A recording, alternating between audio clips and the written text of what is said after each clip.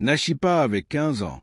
Son prénom voulait dire celle qui apporte la joie, et elle portait bien son nom. Elle était fine, rapide comme une gazelle, avec de grands yeux brillants et une chevelure noire tressée avec soin par sa mère. Dans son village massé du sud du Kenya, tout le monde la connaissait. Elle chantait souvent en allant chercher l'eau. Elle dansait au rythme des tambours pendant les fêtes. Les enfants l'aimaient, les jeunes garçons l'observaient, et les anciens disaient « Cette fille a trop de feu dans le cœur. Il faut vite la marier. » Chaque matin, Nashipa se réveillait avant l'aube. Elle attachait un tissu autour de ses hanches, attrapait la calebasse en bois et partait vers la rivière avec sa mère. La route était longue. Il fallait marcher 1 heure sous le ciel encore sombre. Mais Nashipa ne s'en plaignait jamais. Elle aimait sentir la fraîcheur du vent. Elle aimait entendre les chants des oiseaux qui annonçaient le jour. Et surtout, elle aimait courir. Courir était sa liberté. Elle courait comme si elle fuyait quelque chose, comme si elle cherchait un autre monde. Parfois, sur le chemin, elle croisait Lemeyan, un jeune berger de son âge. Il gardait les chèvres de son oncle. Il ne parlait pas beaucoup, mais quand leurs regards se croisaient, Nashipa sentait quelque chose d'étrange, un frisson, un feu doux dans sa poitrine. Ils n'osaient pas se parler. Mais un jour, Lemeyan avait dit « Un jour, je quitterai ce village. J'irai là où personne ne m'imposera rien. » Elle avait souri sans répondre. Mais dans sa tête, elle pensait « Et si je partais avec toi ?» Mais les jours de rêve allaient bientôt s'arrêter. Un matin, alors qu'elle revenait du puits, elle entendit les tambours résonner dans le village. Les hommes étaient réunis. Les anciens parlaient. Les femmes chuchotaient entre elles. Son père, Mzi Toroka, rentra dans la hutte avec un visage fermé.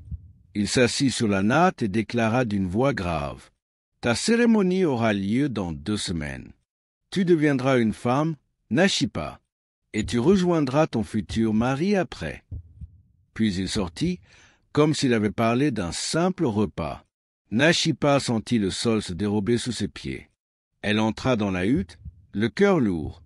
Elle regarda sa mère, Mama Sadé, qui était assise près du feu, les yeux dans les cendres. « Maman, tu savais ?» demanda-t-elle. La mère leva les yeux, puis les baissa. Elle soupira. « C'est notre tradition. Moi aussi, on m'a fait ça. C'est ainsi qu'on devient femme. » Mais Nashipa vit les larmes dans ses yeux. Elle comprit. Sa mère ne croyait plus vraiment à cette coutume. Mais elle avait peur, peur du clan, peur de son mari, peur de désobéir. Le soir, Nashipa resta longtemps dehors, allongée dans l'herbe sèche. Elle regardait les étoiles. Son esprit était confus. Pourquoi devait-elle souffrir? Pourquoi fallait-il couper une partie de son corps pour être considérée comme une femme? Et pourquoi la marier à un vieil homme qu'elle ne connaissait même pas? Elle pensait à Lemeyan, à ses rêves, à son envie de liberté. Et si je fuyais? Mais où irais-je? Qui m'aiderait? Dans les jours qui suivirent, elle observa les femmes qui avaient été excisées. Certaines boitaient, d'autres portaient une tristesse profonde dans leurs yeux. Plus aucune ne riait comme elle. Certaines étaient déjà mariées, enceintes, silencieuses. Nashipa ne voulait pas devenir comme elle. Chaque nuit, elle se réveillait en sursaut. Elle faisait des cauchemars. Elle voyait des couteaux, du sang, des chants, et son père qui la tenait par les bras. Elle criait dans son sommeil. Quelque chose en elle était en train de changer. Elle ne savait pas encore quoi faire. Elle n'avait pas de plan.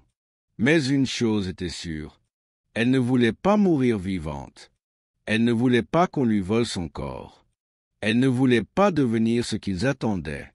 Et dans son cœur, une voix se levait doucement. « Tu dois partir. » Le village de Nashipa se préparait.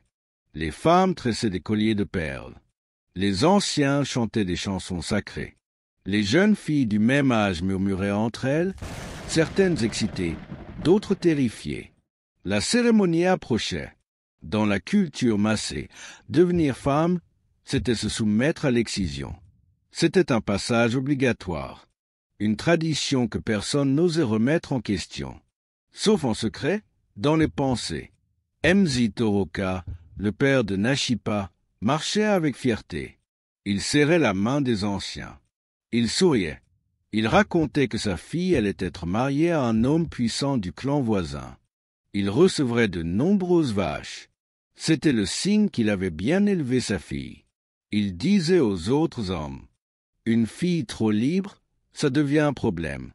Il faut couper la liberté avant qu'elle ne pousse. » Mais Nashipa n'était pas un problème.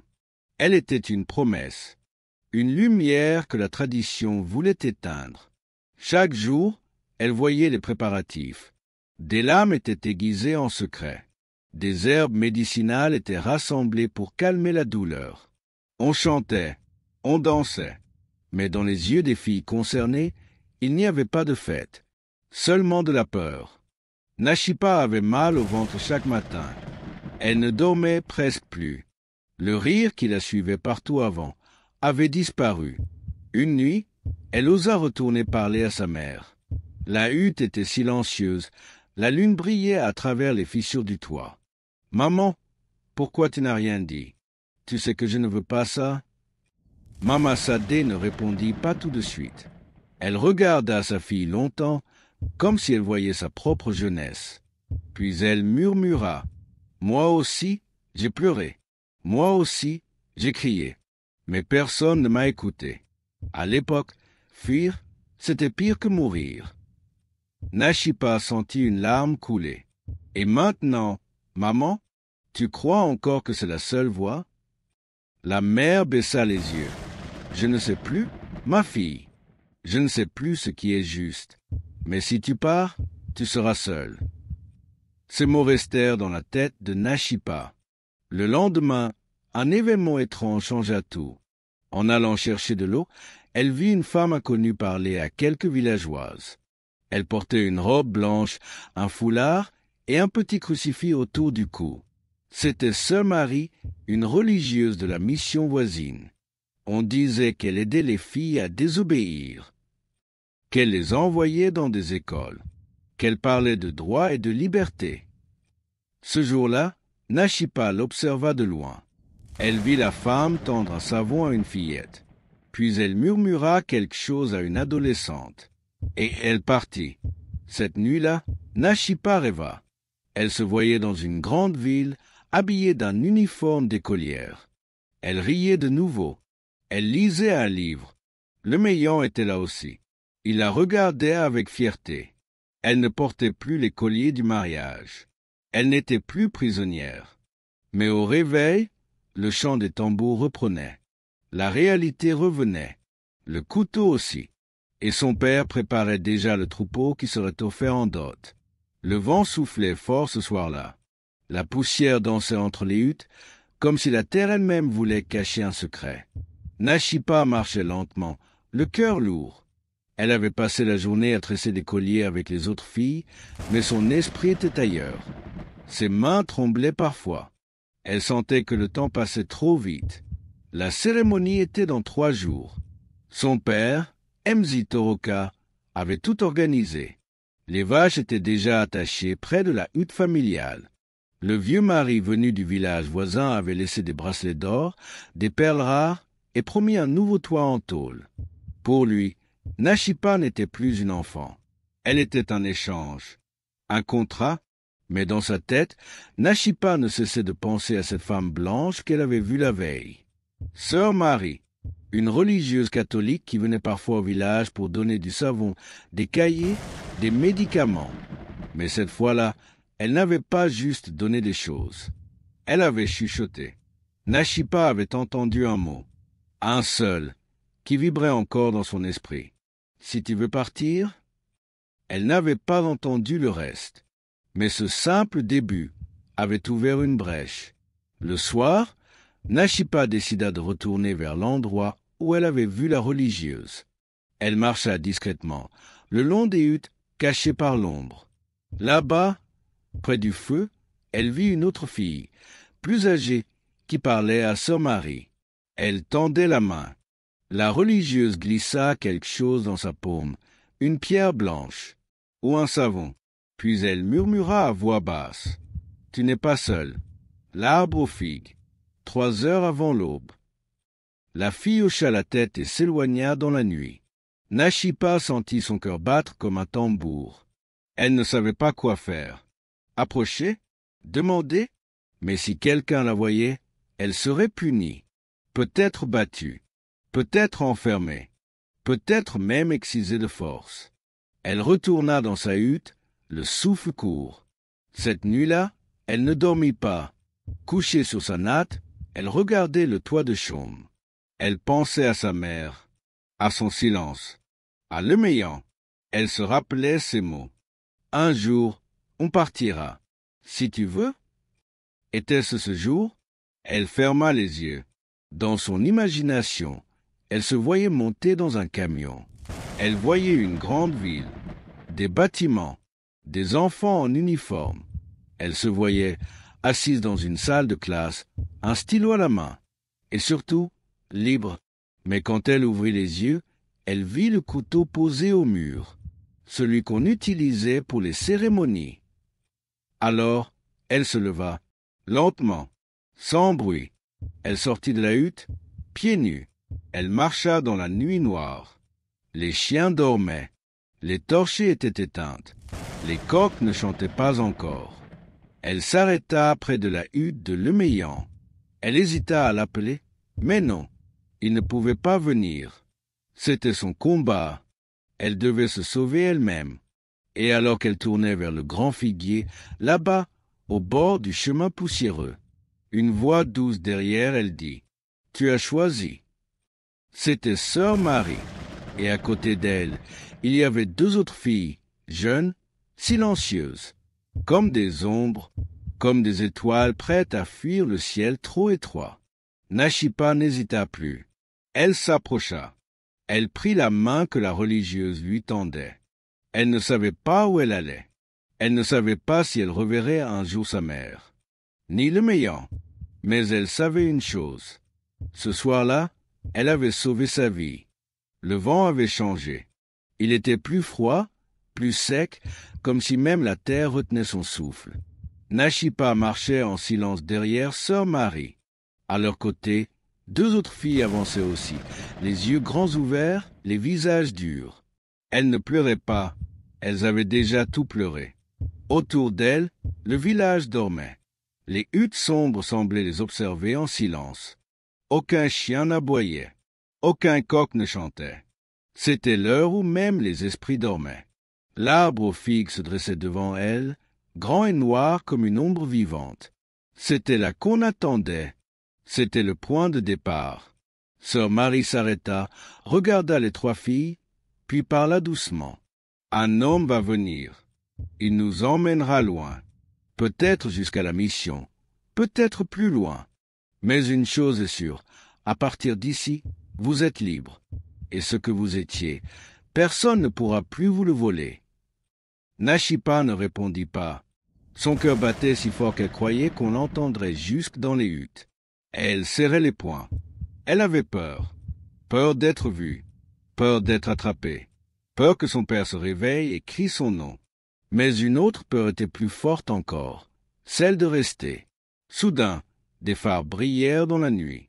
Une vieille camionnette bleue s'arrêta lentement sur le chemin poussiéreux. Un homme en descendit, le visage couvert par un chèche. Il ne dit rien, il fit juste un signe. C'était le moment. Sœur Marie aida les filles à grimper à l'arrière du pick-up. Nashipa sentit la bâche gratter ses jambes. Elle s'allongea contre le bois sec, les autres filles tout près. Elle se tenait par la main, comme pour ne pas s'effondrer. Le moteur démarra, lentement, puis plus vite. La poussière monta derrière comme une brume rouge. Le village disparut. Les collines aussi. Il ne restait que la route. Nashipa se retourna une dernière fois. Elle vit, dans le lointain, le feu encore chaud de sa hutte. Elle pensa à sa mère. Était-elle réveillée? Avait-elle compris? Était-elle en train de prier? Ou de pleurer? Elle pensa aussi à l'Euméyan. Dormait-il? Avait-il rêvé d'elle? Se lèverait-il un jour? Chercherait-il à savoir? Peut-être pas. Peut-être que leur histoire finirait ici. Mais Nashipa n'était plus la même. Dans le noir, le vent frappait son visage. Mais ce n'était plus le vent de la peur. C'était celui du départ. Après 1 heure de route, le véhicule s'arrêta dans un endroit désert. Là, une femme en uniforme les attendait, lampe à la main. Elle portait un badge, Centre pour filles protégées. Elle les fit entrer dans un petit bâtiment simple, mais propre. Des lits, de l'eau, des draps et du silence. Nashipa entra, posa sa tête sur un oreiller pour la première fois de sa vie et éclata en sanglots. Pas de douleur, pas de honte, des larmes de victoire. Cette nuit-là, Nashipa n'a pas dormi, mais elle a enfin reposé son âme. Elle ne savait pas encore ce que l'avenir lui réservait, mais elle savait une chose, elle venait de briser la chaîne. Et dans ce silence nouveau, une autre vie pouvait commencer. Le soleil se levait doucement sur la mission. Les rayons entraient à travers la fenêtre en bois, caressant le visage de Nashipa. Pour la première fois depuis des jours, son sommeil avait été profond, paisible. Elle n'avait pas rêvé de l'âme ni de chants de guerre. Juste d'un silence. Un silence chaud, un silence qui guérit. Elle ouvrit les yeux lentement. Autour d'elle, d'autres lits, d'autres filles. Certaines dormaient encore, d'autres l'observaient. Personne ne parlait. Mais dans les regards, un lien visible les unissait toutes, la fuite, la peur et l'espoir. Une femme entra, souriante. Elle portait une robe bleue simple, un badge autour du cou. Elle parla doucement. « Bonjour, mes filles. Vous êtes en sécurité ici. Vous êtes chez vous maintenant. » Nashipa sentit son cœur se réchauffer. Personne ne lui avait jamais dit ça. Chez elle, ce mot voulait dire devoir, soumission. Ici, il voulait dire choix. Les jours passèrent. Nashipa apprit à écrire son nom. À côté, à lire des mots qu'elle ne comprenait pas encore. Elle découvrit qu'il existait un monde sans violence, un monde où être fille n'était pas une malédiction, mais une richesse. Elle comprit que sa vie ne s'arrêtait pas à un couteau ou à un mariage arrangé. Elle écrivait souvent des lettres. Elle en commença une pour sa mère, qu'elle ne posta jamais. Elle y écrivait « Je t'aime, et je sais que tu m'as laissé partir sans le dire. Je te pardonne. Je reviendrai. Un jour. » Chaque nuit, Nashipa sortait regarder les étoiles. Elle retrouvait ce ciel qu'elle aimait tant, mais d'un autre endroit. Elle pensait parfois le meilleur. Elle se demandait s'il s'était marié, s'il avait parlé d'elle. Puis elle souriait. Peut-être que lui aussi avait fui. Peut-être qu'il se retrouverait, ou pas. Ce n'était plus ce qui comptait. 1 an passa, puis 2. Nashipa devint une des meilleures élèves du centre. Elle aidait les nouvelles arrivantes. Elle racontait son histoire. Elle disait, fuir n'est pas être lâche. C'est être forte. Dire non, c'est déjà un acte de liberté. Un jour, une femme venue de la capitale arriva. Elle parlait fort, habillée en tailleur. Elle cherchait des filles prêtes à poursuivre leurs études à Nairobi. Nashipa leva la main, sans peur, et quelques mois plus tard, elle prit un bus. Elle traversa des collines, des routes rouges, des forêts, et entra pour la première fois dans une ville. Bruyante, immense, vivante. Elle n'avait jamais vu autant de voitures, ni autant de gens pressés. Mais elle ne fut pas impressionnée. Elle était prête. À l'école de la ville, on l'appela l'élève de la savane. Elle se tenait droite. Elle écoutait, écrivait, levait la main. Elle rêvait d'un métier, avocate, pas pour porter des talons ou des lunettes chères, mais pour défendre celles qui, comme elle, n'avaient pas de voix. Aujourd'hui, Nashipa a 18 ans. Elle vit dans une chambre d'étudiante. Sur le mur, une photo d'elle enfant, près d'un acacia. Un collier de perles pend toujours à son cou, mais ce n'est plus un symbole d'obéissance. C'est un rappel de sa force. Elle n'a pas fui son peuple. Elle s'est levée pour lui. Et un jour, elle retournera là-bas, non pas pour se venger, mais pour éduquer, pour briser le silence, pour dire aux filles, votre corps est à vous, et personne n'a le droit de vous le voler. Si cette histoire t'a touché, si comme Nashipa, tu crois que le courage peut changer des vies, alors abonne-toi à cette chaîne. Ici, chaque semaine, on donne une voix à ceux qu'on veut faire taire et une lumière à ceux qu'on veut cacher. Partage, commente, fais entendre ces histoires. Car la vraie force, c'est de ne plus se taire.